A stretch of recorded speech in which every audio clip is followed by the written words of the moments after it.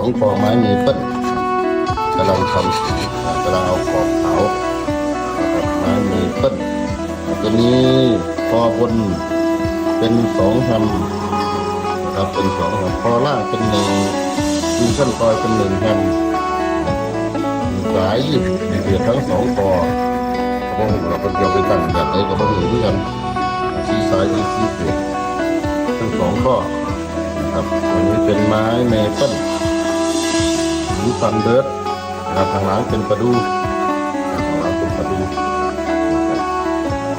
มันก็จะเป็นรูปเรื่อยๆตัดเอาขอบขาวมันนะครับราคาตัวนี้ตัวนี้7,500 บาท7,500 บาทนี่เอาชุดวงจรไฟฟ้า2ชุดเนี่ยเลย